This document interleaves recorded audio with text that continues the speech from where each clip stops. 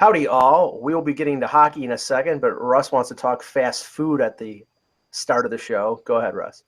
Yeah, I saw this picture this morning that was disturbing. It was called a cheesa, and Kentucky Fried Chicken has made it, or I should say, did something. And so basically, they're showing it on like the pizza board, which again, if you put anything other than a pizza on there, that's a crime against pizza right there.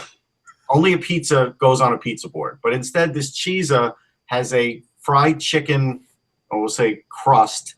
And then it looks like everything that somebody ate at KFC and vomited it on top of the fried chicken base is the rest of what makes up that cheesa. This coming from the company that had a sandwich made with 2 fried chicken breasts. Right. And it's just, I was willing to ignore that. But once you cross over into the realm, into the pizza world, I take pizza seriously. And I looked at that and I was like, that is maybe the grossest thing I had ever seen. Like, I can't even come up with anything worse. I think the McRib is worse. I mean, it's just... Yeah, Brian Compton would disagree, but otherwise you're probably right about that. I mean, Ty, I don't know how much of a fast food aficionado you are, because I am back in the day. I try to stay away from it because of my advancing age. But in recent days, I just had to try. I had to try it just because it's been advertised so much. That McDonald's came out with the Grand Mac. Mm-hmm. They're trying to follow the Burger King model and go to the regular Big Mac, which, by the way, folks, has gotten smaller year by year. They've shrunk the bun, they've shrunk the patty, so it's not as big as it used to be. But now it's a Mac Junior, a Big Mac, and the Grand Mac. And the Grand Mac is literally about this big. It's obscene. It's obscene. And it's like $7 for the Grand Mac. I mean, they're charging the prices that pizza places charge for subs. And it's a friggin' Big Mac. Yeah, I mean, I try to stay away from all that stuff. I'll eat, I think the closest thing to fast food that I eat is probably Chipotle. Mm-hmm. I can't do it at all. It's like, I don't know, it's just kind of gross to me. But I see it. The new thing I saw too is this Taco Bell has a new taco now where it's just chicken. That's like the whole thing. I ate one. It was okay. That was actually okay. That was pretty. And it's just like, what are we doing? Like, I don't know. Like, I think we're drumming up business for the hospitals so they can do angioplasties. I really think. I honestly, I mean, I look at it and I get, like, if I go to a fast food place, I'm usually getting like something just so simple. Like, I'll get a chicken sandwich at Wendy's or like chicken nuggets somewhere, just to hold me over till I get like a real meal. It's so hard. It's so hard to, like, once you get into that habit though, where like you eat it. Yeah, it's hard to ignore it. I get it. Yeah. I'm just saying, don't make a fake pizza. That's all I'm saying. They could go on. They could make anything else they want. Don't. Little Caesar's been doing it for 40 years. What are you talking about? Don't make a fake pizza. Well, Little Caesar's is done. They've made billions off that. Yeah, and Pizza Hut should give a supply of Alka-Seltzer with their pizzas, because that's what it does to me. One last thing, and I don't know if this is a Buffalo thing, but there are specialty pizza places around Buffalo, and they'll do different types of pizzas, and one of the more popular ones is a buffalo chicken pizza. That's good. I mean, I have no problem with that. But what they do is they substitute the tomato sauce and put blue cheese. Yeah, I'm not for blue cheese. That's not for me. As the sauce. And like Russ, I love blue cheese. I have blue cheese coursing through my veins. Yeah. Blue cheese sauce on a pizza does not work for me. Yeah, the California Pizza Kitchen where they have like the barbecue sauce as the sauce, I'm okay with that. But I'll tell you the biggest pizza foul that you could have is pineapple or ham on a pizza. They don't belong on a pizza. They put cherries on them too. Pineapple, ham, and cherries. Yeah. Yeah. I'm looking forward. They wouldn't even do that in Boston. Yeah, I'm looking forward to the NHL draft for more than one reason. But one of them is to get really good traditional Chicago deep dish pizza. If I can find one place, I'm going to have to ask some of my friends who have lived in Chicago or work in Chicago where the best place is, because I want to try one of those places. Everyone loves Giordano's, and that's the big one. But Giordano's is the best. I like Luminati's personally. and that's kind I of. mean, I've never been to Chicago, so I'm looking forward to the draft, so I can, maybe go to a White Sox game and try some deep dish pizza. White Sox are so hard to go. Like every time I'm in Chicago, it's always Cubs, and I've probably been to Wrigley now like 5 times. So I really want to go to the White Sox game. I don't want to go to a Cubs game. Yeah, well, the Cubs are out of town for the draft. Yeah, can you imagine how I feel about that? I mean, Cubs fan, and I'm like, all right, I'm gonna go cover the draft this year, and then they're like, oh, that team, your favorite team's out in town. Oh, cool, thanks guys. And they won a World Series, and so that should suffice. I did interview Chris Bryant yesterday. You'd be jealous of that. The series I went to last year was awesome. I went to the Marlins Cubs series, and I got to see Jose Fernandez pitch, which was obviously great. And then I got to see Chapman's Wrigley debut, I believe it was. And then the third game, they came back from being down 3 runs in the 9th inning, and then they won it in, I believe, the 10th or the 11th on a wild pitch. So I picked a good series to go to, I think, all things considered. But Boston's kind of hard to go, obviously. And they're coming to Fenway, though, so I'm actually going to that series. So that'll be good. I did interview Chris Bryant yesterday, but if I thought of you, I would have texted you and gotten a question from you. But yeah, right. Ask him I know why, but ask him if he realized he was smiling throughout the entire final out of the World Series. If you look at the photos of that final out, he's smiling the second he gets the ball because he knows that they're about to win it. I think that's I feel like you never see that really in a lot of these sports because everything moves so fast. Ty, he's smiling because he knows he's just become king of the world or king of Chicago, and he will be for the rest of his life. It's true. All those guys will. It's like I couldn't even be mad that Dexter Fowler went to the Cardinals. It's like, well, you helped us win, so why not? So yep. They are going to be looked upon as that team like that. A lot of people, I think, in New York look to the Rangers like the 94 Rangers and how the 04 Red Sox are.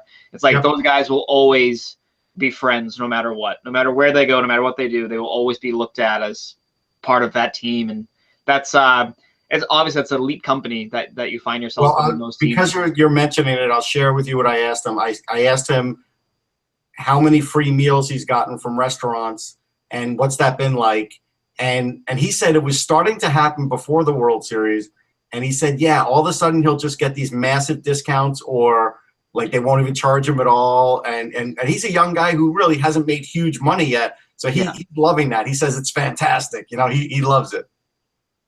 All right, let's start the show. Ty, you go first. Hello, Hockey World. Today is Thursday, February 9th, 2017. I'm Ty Anderson. I'm Russ Cohen from Sportsology. And I'm Michael Agello, and this is the HockeyBuzzcast here on HockeyBuzz.com. There was one game in the NHL last night, a pretty good tilt between the Chicago Blackhawks and the Minnesota Wild. Blackhawks win in overtime on a goal from Jonathan Toews, who apparently is not thought of much by the analytics crowd because every time I ask who's one of the top 5 players in the league, Jonathan Toews is never included. Except when there's a puck near the net, it always goes in. Except when it's winning Stanley Cups, and then it seems to do something. Well, anyway, there was a controversial play. I think it was in the second period, Russ, or was it the first? Second period. Zach Parise scores the goal, and it took 9 minutes for the referee and the linesman to coordinate with the video in Toronto. Apparently, the phone lines went out, and in the end, it was inconclusive. I looked at the replay, Russ. I thought it was clearly offside. I did too, and I didn't understand what the fuss was about. Like, you could see Coyle was clearly offside. His legs were on one side, the puck and the stick were on the other.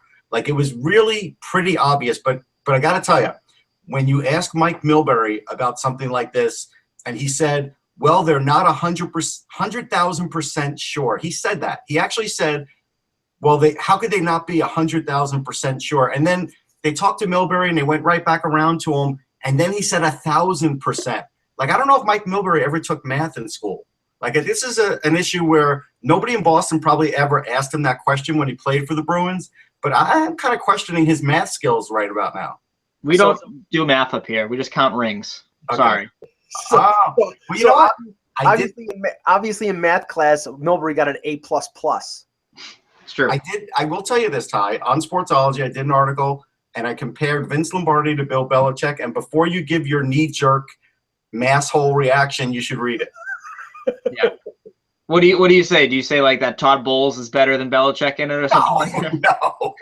Todd Bowles. Todd Bowles is even better than Rex Ryan. Yeah. But getting back to this, it really brings the question, and I saw Jeff Marek brought it up online, and, like, why do we even need offsides anymore? And so that's, Ty, you play hockey, I play a little bit. It is a fair question. I mean, at this point, if we're going to analyze every offsides on a goal that's sort of iffy, we're going to be slowing down a lot of games. Maybe they shouldn't have offsides anymore. Yeah, I mean, it's one of these situations where I feel the same way about when we talk about getting rid of the delay of game penalty. I think that it's been ingrained in the game for so long now that if you take it out, it's going to have a really bizarre impact, and I think you're going to see teams maybe take advantage of that rule being out of place. I think we're at the point now. I know everyone hates the delay of game penalty, the puck over the glass, but I think if you take it out now, it's going to become a go-to strategy for a lot of teams if they're getting hemmed in their own zone.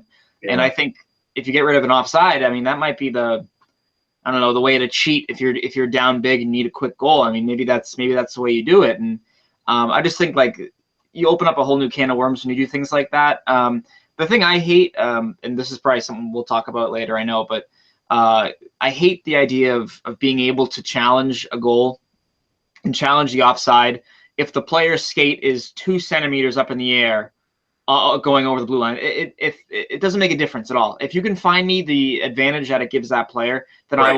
I will accept the challenge results and the outcome of that. But I've never once found a situation where the third forward off to the side who doesn't even touch the puck having his skate centimeters in the air. How does that benefit anybody? It doesn't. Well, I think one of the things the competition committee might look at in the summer is for those offside penalties or for those offside situations for it to be like the NFL where it's breaking the plane rather than the foot being planted on the ice.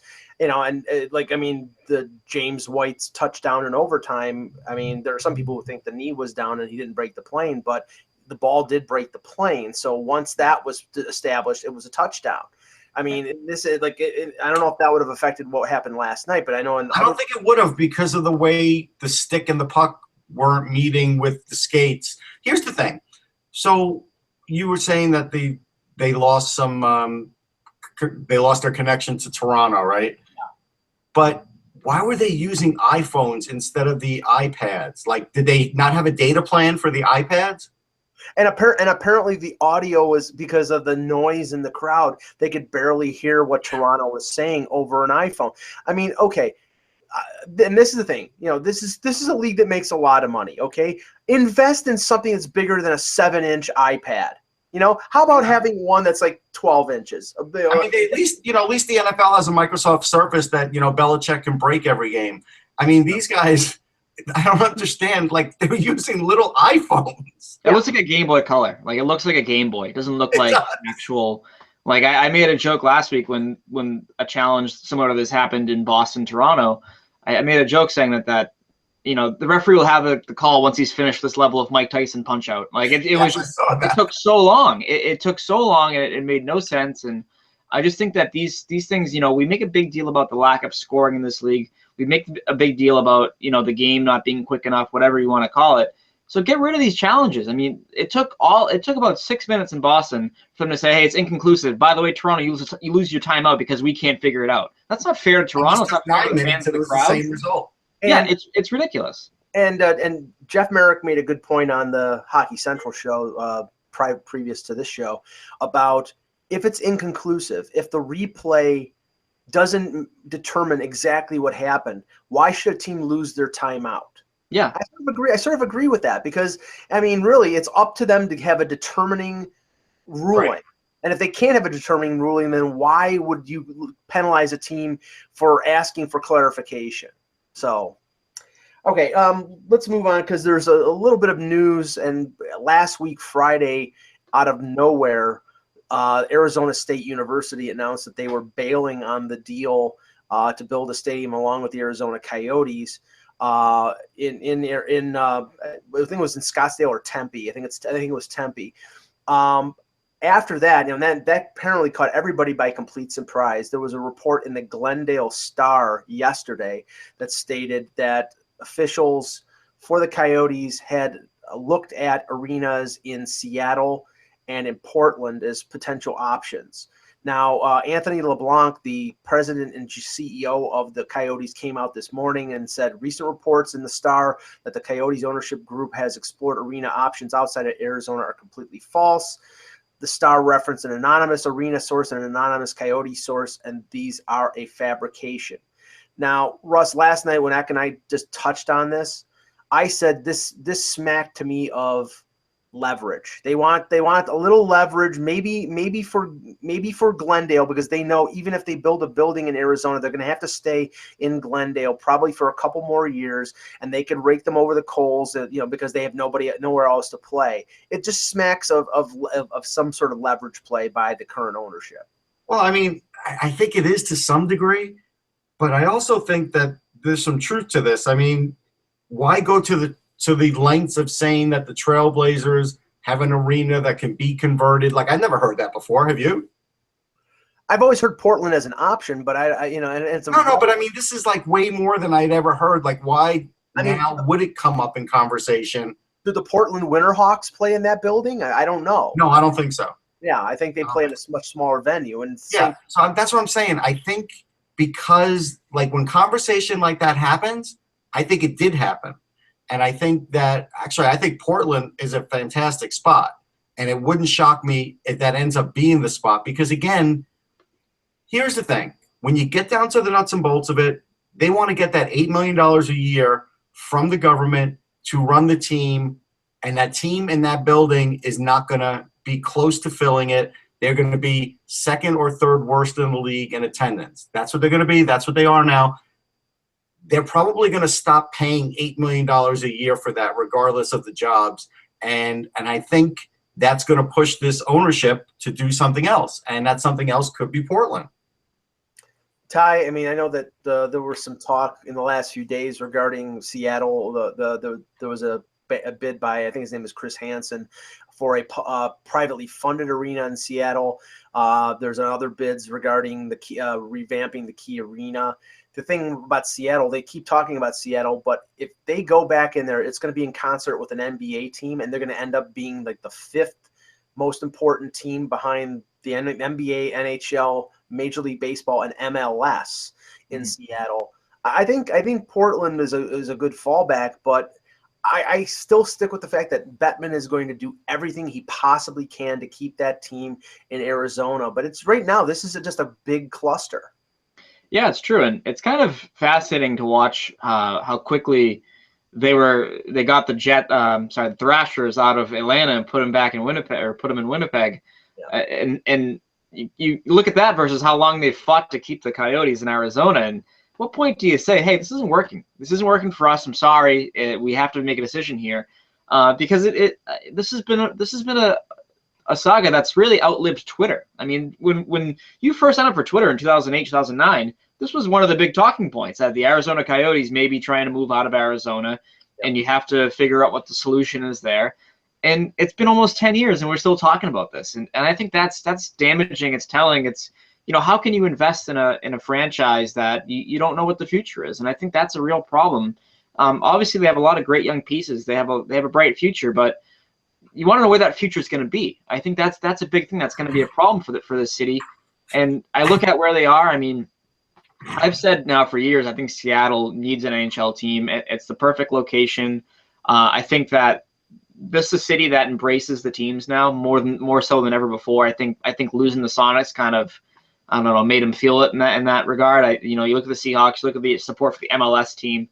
I think the support would be there for an NHL team. And I think the proximity to Vancouver sort of creates that natural rivalry that can be a lot of fun in terms of proximity for Vancouver fans to come down and Seattle fans, to meet and I guess be introduced to the NHL that way. I'm all in on Seattle. The problem is that the NHL has given you X, Y, and Z as to why they're not in on Seattle. So all I know is that you're hitting a point where you need to make a definitive decision on this Coyotes franchise, because it's not fair to the organization, not fair to the players or the fans, because they want to know what the hell's going on with their team. Right. Yeah. I think the issue with Seattle is I've been to Key Arena, and I thought it was great for basketball. I wasn't there for hockey, but I've spoken to people. It's not the greatest hockey arena to begin with. So you're talking about there would have to be major changes to it probably this summer to get it ready for this possible winter, the next winter, for them to play. And it does seem to me like if Portland, all they have to do is put in ice and sort of retrofit that part, that's probably a lot easier because everything else is good in that arena. Yeah, and they would only be fighting against, in terms of attention in that fan base, with the Trailblazers. You know, the Trailblazers have been there since, what, the late 60s, early 70s? Yeah, early 70s, I think. Yeah, they're firmly entrenched, but there's no football team, there's no baseball team, so it would be a relatively wide open market as opposed to Seattle. Like I said, they'd be the fifth. I just think for a quick move, it makes sense. Like, we know the Kansas City arena is there, but clearly nobody wants that. But does anybody think that this is going to be a quick move? I think if there is a move, it's going to still be long and drawn out because Bettman doesn't want this team to leave Arizona. Yeah, but the thing is, if they were to vote down that $8 million and they don't have a place to move to, that to me can make something happen quickly. Well, and the only other thing is, and Ak and I talked about this last night, notice who's very, very quiet, who hasn't said a peep even recently, is Quebec. You know, right. We got, Bob McKenzie talked about how great that Videotron Center was in Quebec City. It's a brand new building, state of the art. It's ready there, and they haven't said a peep. And like you said, Ty, you heard nothing out of the Winnipeg ownership before the Thrashers moved there. So that's sort of following the NHL model of don't say a damn thing, and maybe you'll get your team quicker. So, but that could be Carolina too. Right, it could be Carolina, it could be Florida. I mean, I still think Florida. Yeah, but they're not as quick. Right now, the quick ones are Carolina, Arizona's moving to that quick list, and the Islanders are steadily heading that way too. Yeah. Moving on to the Claude Julien saga. Claude, this is a real tearjerker. Can I get some tissues? The now former coach of the Boston Bruins sent a farewell letter to the fans of the Bruins. And his name has already come up, Ty, in some speculation regarding some open and not so open coaching positions. One being Las Vegas, which is obviously the expansion draft is happening in June. It'll be a building job that'll probably take 5 or 6 years to get that team into the playoffs. The other one, surprisingly, was the Florida Panthers because it sounded like Tom Rowe was at least going to get some time there. But McKenzie reported that there may be overtures from those two teams, but he does not think that the Islanders will make an overture right now because things are going so well with Doug Weight. Do you think Julien would be open to something like before the end of the year, or do you think he's going to take his time and pick and choose? I mean, he's a prideful guy, so I think he'd want to be back in the mix. But I think at the same time, he's not going to rush into things. I think this is a break that he's had for the first time in a long time. He needs to sort of figure out what he wants to do. I think deep down he'd love to go to Florida and stick it to the Bruins, and be a factor that bumps them even further out of the playoff race. The problem with that though is that it requires uprooting his family. He does still live in Boston, obviously. He has two daughters, so they're both in school still. So I don't know if he'd necessarily want to do that. I do think that, and it's tough. He's not one that really wants to talk about these kind of things. I mean, the statement was his way of turning aside a billion interview requests from all of us.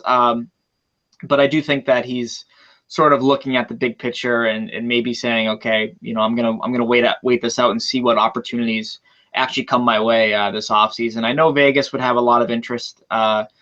One of the things with Vegas too is that their new president of communications was the VP of communications here at the Bruins.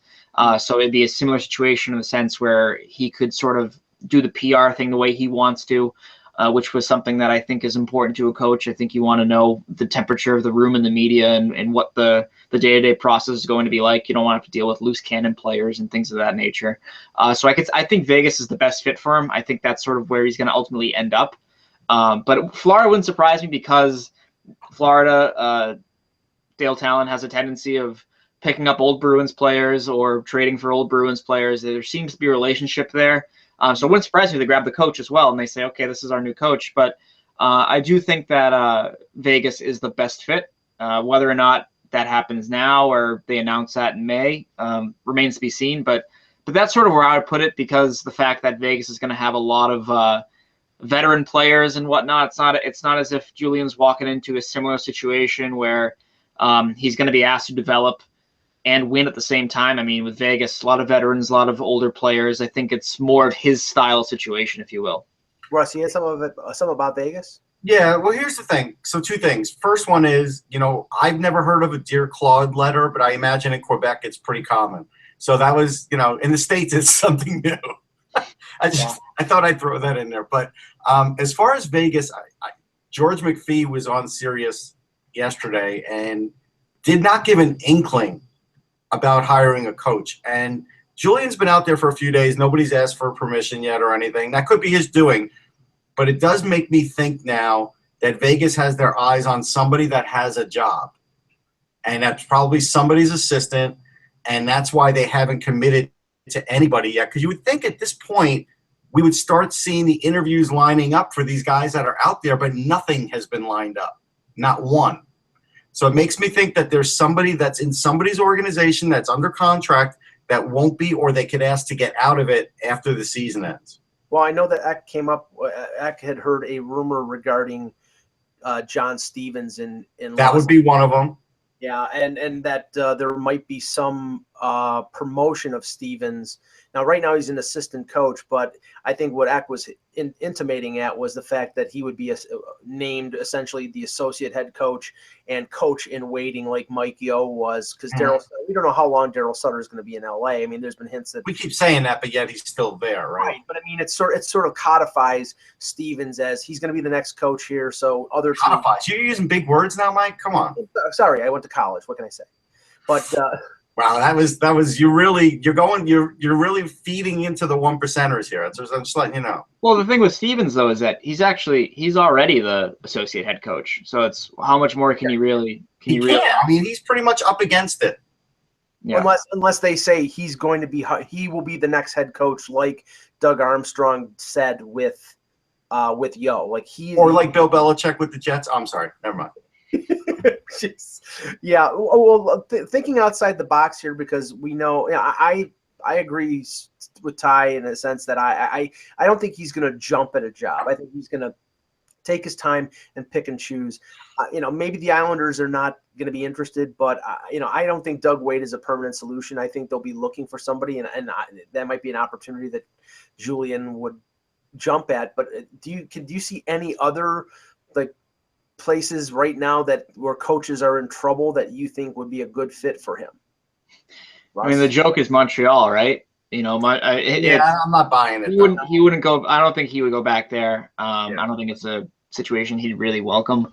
No, I just think that Vegas and Florida are probably the two best. I think Calgary. I don't think Gulletson is on level ground there. But you think Dougie Hamilton's going to want that? You think Claude Julien? I don't think that's going to matter in the end result. I don't. You know what? We all said the same thing about Vinny Prospal and John Tortorella, and when Tortorella, and you can go look at the video where Tortorella just screams at Prospal after celebrating like his 20th goal of the year or something, and during the game, and yet those guys got along great when he came back. When Prospal was a Ranger, and so was Tortorella. So I think players have a way of burying that. I mean, Dubinsky. I think when you look at Claude, I mean, I don't want to get in like the player ramification, things of that nature, but I think when you look at his situation right now, he needs to make sure he's going to a great situation, because if you become a 2-time failure in a matter of 2 years, you're basically screwed for the rest of your career, I think, in terms of the opportunities that you have to get and things of that nature. Maybe he's past that, yes, but I do think that given the fact that he's been in the league for so long, he would get tagged with that dinosaur kind of label that people will be afraid of hiring him because they think he's maybe outdated. So I think when it comes to, he's going to look at the personnel, he's going to look at the future. He's going to look at the pipeline. If you go to Calgary, all you really need is a goalie.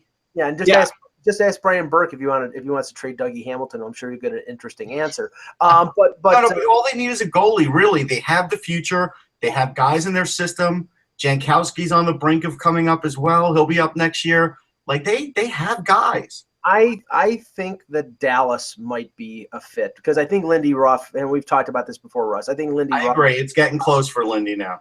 And that's a team that needs a strict constructionist when it comes to defense. Yeah. They have a lot of talent on the blue line, but I don't think they have a system. Lindy Ruff really never has had a system. He depended on Ryan Miller and Dominic Hasek in Buffalo to save his bacon. But I think that here's the other weird thing about Lindy too. In that game against Toronto, and I guess this has become commonplace. I was surprised that he had Lindell on the penalty kill. I'm like, you basically, right? He wasn't always playing Lindell, and I don't think Lindell's played every game this year, right? And then you've put him on the penalty kill. Like that to me just seemed like he's out of answers. Well, I mean, you can't put Honka, you can't put Klingberg because I don't think either one are good enough defensively, and he's only got one Dan Hamhuis. So it's like, Stephen Johns is an offensive defenseman. So but Johns is a big kid. You probably could put him there. Okay, just extrapolating on Dallas here for a second, because Pierre LeBrun in his column on ESPN yesterday said that there has been some talk regarding Dallas and Pittsburgh regarding Marc-Andre Fleury, and you get the sense from the chatter that's out there that Pittsburgh doesn't want to leave it till just before the expansion draft to move Fleury, that they want to move him now. Maybe, I don't know if it's because they think that Fleury may change his mind and drop the no move clause in there, or they figure they can get the value now. But it doesn't add up, Russ, because in one sense, Dallas is out of it. I think they're done. They're 7 points out of a playoff spot. I don't think that they're in buy mode. I think they're going to be in sell mode. So why would they go out and get Fleury now? I don't see it. I don't see Fleury waiving his no trade to go there. There's a lot of reasons. I think I can't see why Pittsburgh would take one of these salaries back. It doesn't make sense. You have Tristan Jarry, who could come up next year and be a backup. If you were going to move Fleury somewhere, why in the world would you add salary? None of these things make sense. No offense to Pierre LeBrun. I'm not buying it. I don't think I get on the Dallas side why they would like it. I just don't see how it's going to happen. There's too many moving parts. You got to get Fleury to get rid of his deal. You got to make it work cap-wise. You've got to, it just seems like it's too much. I don't see it. The only benefit, Ty, with that deal, if there was a deal involving a flip of the goaltenders, is that Niemi and Kari Lehtinen only have one more year left in their contracts. Fleury has 2. But, potentially, Dallas does have a lot of young, cheap prospect defensemen, and maybe one of those guys would be involved in the deal. We don't know. We don't know what the construct of the deal is. I don't even think Neil would give up one of those guys, because I don't think he could afford to give up one of those guys. I mean, he's got to improve in goal, as much as he keeps saying. Sure, but he could go after. He could try and get Bishop. Like, he doesn't have to try and get Fleury. And what, you're gonna have? I think this comes back to the point though we're talking about. This is a horrible market for goaltenders. If you need goaltending help, why even bother moving assets for it? Because right. Bishop's going to probably hit the open market. The expansion draft is going to create some logjam situations where the teams that don't lose a second goalie are going to be trying to trade one. So I mean, I agree with the idea of not moving anything for it, because it's not. You don't have to right now. You could buy out one of these guys, Ty, and then you could just sign Bishop. Yeah, because I think that's. I mean, and then you have in Philly, you have both Mason and Neuwirth are going to be free agents, right? So there's going to be a lot of names on the market. I mean, they're not top tier names, but I don't know if Fleury's a top tier name today. I mean, he's better than all the other names we're mentioning. He is that. Yeah, of course, yeah. But I mean, it all comes back to if you're a believer in Ben Bishop or not. Because I look at Ben Bishop and I say that guy could be a really good fit in Dallas. I don't know if he'd be a great fit, in say Calgary, but I think Dallas is a team that Bishop could be a good player for them. So, well, the ironic thing, I really don't know. The ironic thing is that Calgary had permission to talk to Bishop summer, and they just couldn't reach a deal. And their plan B was the disaster known as Brian Elliott. So that turned out to be not to be a good decision. But I mean, Philadelphia, St. Louis, Dallas, Calgary, there are not, maybe even Vancouver if they let Brian Miller go. There's enough scenarios out there of teams that need a number one goaltender. So I think I will say this: if Ryan Miller were to go from Vancouver, I could see him going to Dallas. I could, because he still wants to be close to out west. That's what he likes. He'd be out there. They do need a veteran goalie. There's no question about that. A young goalie there with not a great defense. And if you see what Miller's been able to do this year with not a lot of defense in front of him, he's still pretty close to the top of his game. And if Ruff is there, they did get along in Buffalo. So I think that, so if Nil is not on board with changing his head coach, that might be a move. Yeah. Okay. Now, looking at the standings right now, and especially in the East, last place in the conference is 54 points. The last wild card is 59. It's really, really packed. And we're talking now about 2.5 to a little over 2.5 weeks until the trade deadline. I got a list of 10 teams here, 6 from the East, 4 from the West, all within, I would say, 3 or 4 points of the playoffs. I'm trying to determine, and maybe it's an exercise in futility, which team, are these teams going to be buyers? Are these teams going to be sellers? Or are they just going to stand pat? And I just wanted to go through a few of them. And Russ, I'll start with you. The Flyers are 59 points. They're in the last wild card spot. They've got some UFAs. We've talked about them before. Streit, Van de Velde, Belmar, a few other guys, Del Zotto. I mean, to me, they're in the playoff race, so I don't know how much they're interested in shaking up things, but they could move Streit out and bring up some of those young defensemen. So do you think they sell? Do you think they buy? Or do you think they're doing both? Or I think they're buyers and sellers. I do. I think they are going to look to sell certain guys and maybe try and fortify their bottom 6 as far as, because they need a little more scoring. And with Konechny out 4 to 6 weeks now, that affects these going into the deadline. And so I could see there being a move, because when you look down below offensively, I mean, Jordan Wheel's a nice player. He hasn't been able to really do it when they plugged him in. And so that's a need. Now, Streit could definitely get dealt. I mean, Gostisbehere has been getting sit for too long.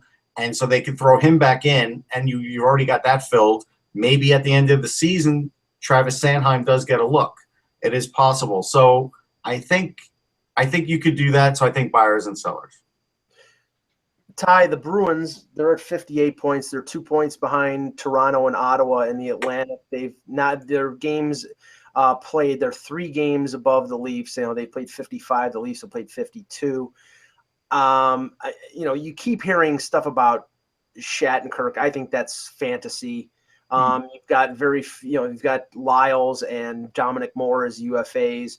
I mean, what are you hearing? Do you think that they're going to just stand pat, buy, sell? What do you think is going on? I mean, it's one of these situations here where it's double speak in the sense that Sweeney comes out on Tuesday and he talks about how the expectations for this club have not changed. If you remember, the expectations were to be a deep playoff team. So I don't, if that's what they think, then yeah, they're going to be buyers. But at the same time, Sweeney also mentioned how he wants this final 27 games to be a chance where they get a look at some of their younger players and figure out where they fit in the puzzle moving forward and if they do at all. So that leads me to believe I don't know what the hell they're going to be doing. I think you look at it and this team would have every right to sell. The problem is that the pieces that you'd be trying to sell don't really have all that great of value. Dominic Moore has been wonderful, yes, but he's also been cold for 2.5 months now. He's kind of come back down to earth. John Michael Lyles is your 7th defenseman right now. He's not playing. So what is the value there? I mean, for depth, you can get maybe recoup one of the picks you lost when you traded for him, but you're not going to get a 2nd-round pick for this guy. No. So they're in a situation where the pieces that they'd want to move don't really have the greatest of value, or they have term left, which, as we know, has made trades almost impossible to make because everyone wants a pending free agent or a young guy that's locked up for a very long term here, and they don't have many of those guys. So I asking around, I do think that one of the things you may see them try to do, Shattenkirk is a no. I don't think it's going to happen. They're not willing to pay the prices to get him. They don't think it's worth it, especially with the flat cap heading into next year.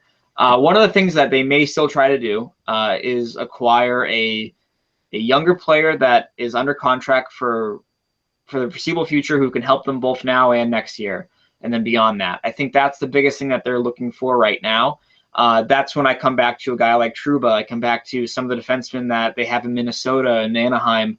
If these teams need to move some of these guys, the Bruins are in a situation where they could take on that salary and also give up some players of their own that make it an even swap. But I think that's the big focus, is finding players that can help you both now and tomorrow.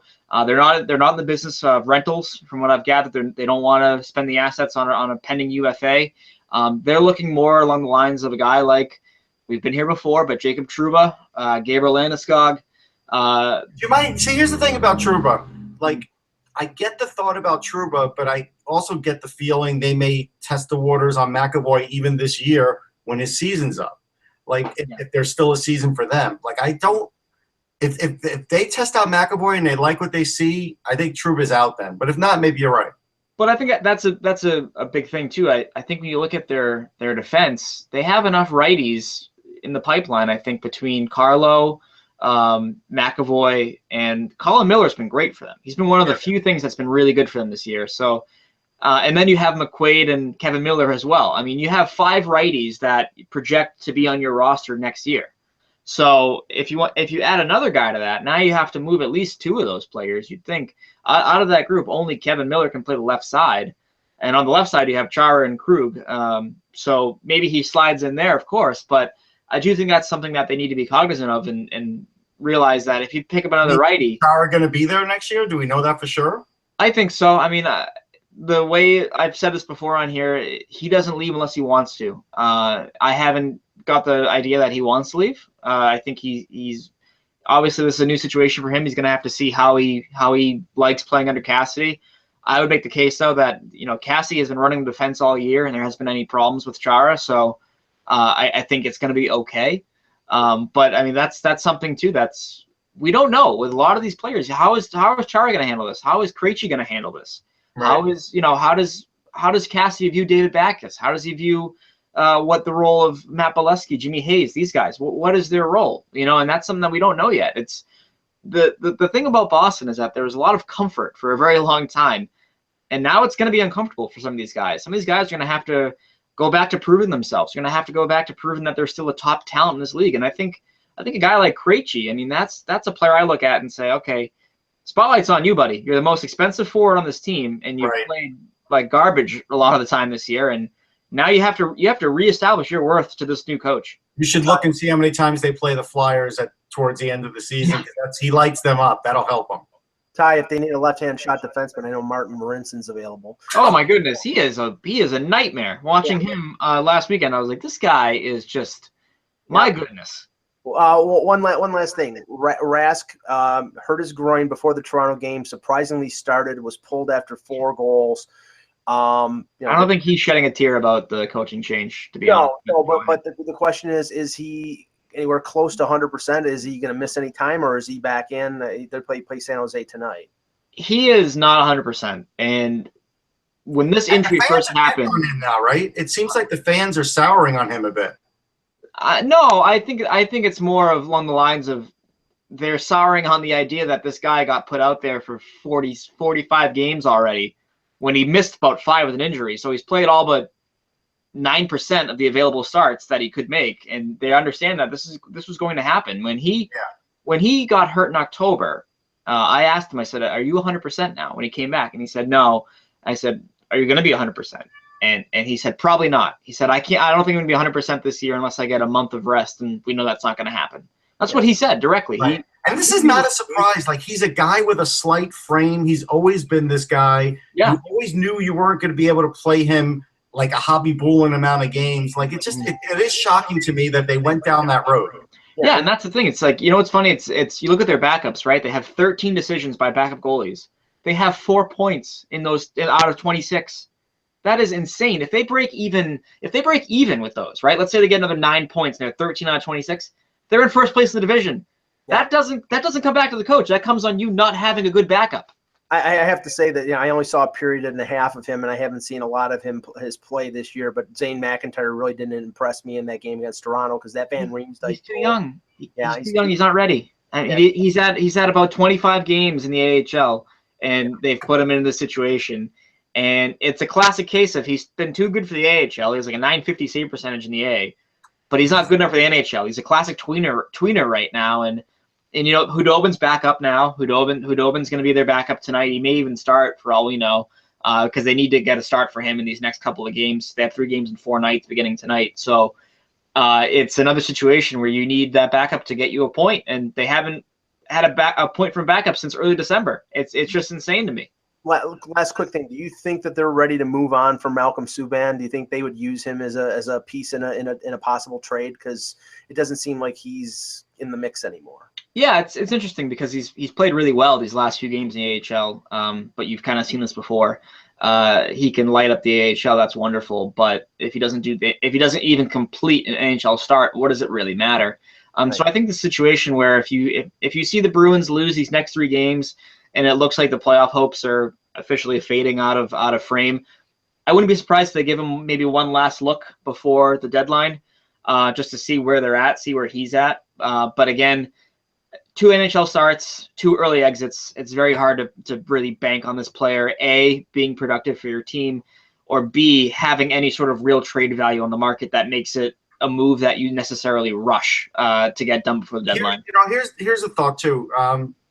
You brought up McIntyre, and I kind of wonder if he's their current like Jim Carrey. Like, is this the way? Do the fans treat him like that, and then all of a sudden, at some point, he's going to get this chance too soon? And he's going to burn out. Yeah, it's interesting. I mean, he's kind of been thrown into some really crappy situations. You look at a lot of the situations he's had to go in. I mean, his first 2 NHL starts were against Carey Price and Henrik Lundqvist. Yeah. I mean, you're up against it as is against those juggernaut teams, and now you have a goalie going against 2 of the best goalies in the world, probably. So obviously that was a problem. And he's come in relief of Rask, who's been injured or pulled numerous times. Just not a great situation for him from the start in any way, shape, or form. So I think that's something that is, Bruins fans understand that, if you will. They understand that, okay, we can't rip this kid to shreds because this is not what he's here for. He came into this year in a developmental role, not as an NHL backup kind of role. So that's something that they have I think they're aware of. So they're not going to, they understand the patience with him, and it's always been patient. I mean, he was drafted in 2010. He became a pro last year. So the patience is still there. It's just a matter of this team. They just need something from a backup goalie.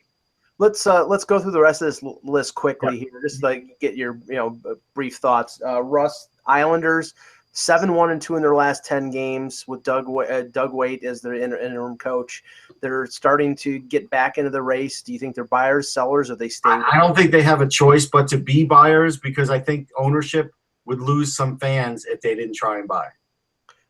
Ty, Florida Panthers, they get Huberdeau, they get Barkov back, which was surprising because about a month ago, everybody was saying they were out for the year. They're above 500 in the last 10 games at 56 points. That's 3 points behind Philadelphia, 4 points behind the 2 teams holding second and third in the Atlantic. What do you think that they do? I don't think they make a big move. I think maybe they make a swap for swap, even trade, if you will. I can't see them mortgaging more of their future for what their situation right now is. Yeah, and they've signed so many guys to long-term contracts. Sure. Russ, New Jersey 6-3-1 in the last 10 games. A little surprising. They sort of done it undercover to not attracting a lot of attention, but they're tied with Florida, 56 points. Do you think they just stand pat? I think Shiro will buy. I don't know if he's going to buy that high, but Shiro's always been a guy that makes moves at the deadline. He will continue to make moves. Ty, Carolina Hurricanes, 55 points. They're about 500 right now. Overachieving like they normally do. A lot of young players. Bill Peters gets as much out of his team as he possibly can.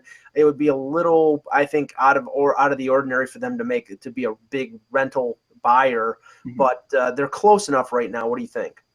I would say no, because I think it does them more good to get rid of a player, maybe like Ron Hainsey, a market that's short on defensemen. If you can move him, I think that does you better than adding pieces for what would probably be a first round exit.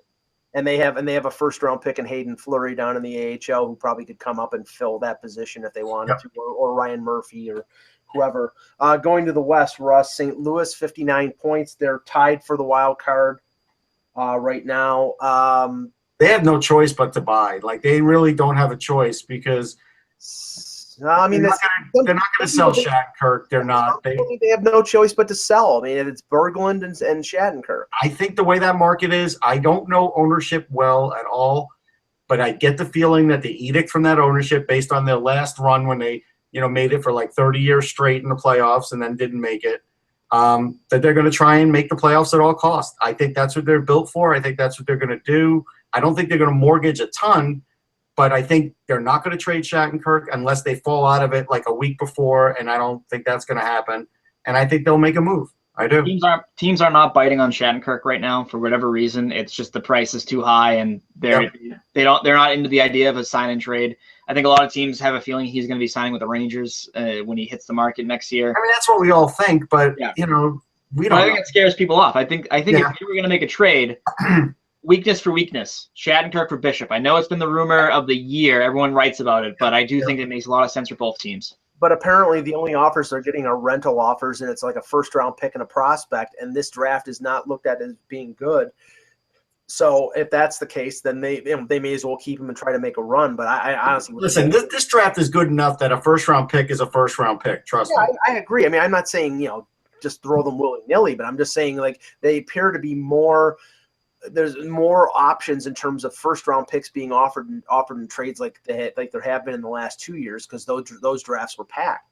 Sure. Two other teams quickly. Calgary Flames, Russ. What do you think? What's their point situation at this moment? They're tied. They're tied for the wild card, 59 points. Goaltending is abysmal. Yeah, but they're gonna buy. I mean, they have enough assets that they could make a trade to try and get them over the top. Whether they get a defenseman, I don't know, but that's probably what they're going to look for. Well, they're indicating on Hockey Central that the Flames were looking for a top 4 defenseman like everybody else. Well, yeah, I mean, they're not going to get a top 4. They're going to get a 5 or a 6 that they're going to have to move into the 4 or 5. That's what they're going to get. A top 4 defenseman to play with TJ Brody, which to me right now Weidman's playing with Brody, which means they're probably going to trade Weidman if they don't think Weidman's good enough to play. Maybe Boston will take him back. Last one tie, the LA Kings. They're at 58 points, 1 point behind both Calgary and St. Louis. The expected time of return for Jonathan Quick is around early March, but maybe he's practicing now, so I think that's accelerated. Okay, but do you think that they're very tight up against the cap? I think they have to buy, though. I think they will figure out a way to buy, and even if it's a deal where they're trading someone of a lower salary to get someone of a higher that they can fit in, but they're not having to take on a full salary. They'll figure it out, but I think they have to buy. Well, you look at what they've done too this all year. They've been managing the cap very well in the sense that they can add a major salary at the deadline. And when you do things like that, I think it sort of leads credence to the idea of, hey, we're going to be buyers. And I think that's sort of what you're going to see. Obviously, we know that they've been linked to Landeskog quite a few times. It's a team that always needs scoring. They always need someone who can put the puck home to get them to the playoffs, and then everyone can score all of a sudden every time. I don't know how that works, but it does. They're one of these weird teams. So I do think they're going to be buyers. The problem, however, is that they have absolutely ripped their prospect pool to shreds over these last few years. It feels like they still have some guys. Don't worry. They still have some guys, yeah, but they have been one of these teams that has really ripped it to shreds to win now, and it makes sense given Darryl Sutter's situation, his age, and whatnot. But it's one of those things where they may have to weigh the idea of, okay, do we put ourselves in this tight cap again next year because we don't have any young players? Often that's a difficult situation to work around, but I do think they will be buyers. Yes. Yeah, I mean, the name that I know when the talk came up about Colorado and Los Angeles, the defenseman name that came up was Paul Ledoux. Mm-hmm. And, he's only 24 years old. I think he's on his entry-level deal, came out of college, I believe, right, Russ? Yeah. So, I mean, this is somebody – and you look at their defense right now, I mean, they've got the top 3 who are all under the age of 30. But after that, Matt Green, Braden McNabb is a bottom pairing guy. There's not a lot of depth there. So I don't know if they want to give this guy up, but it should be interesting.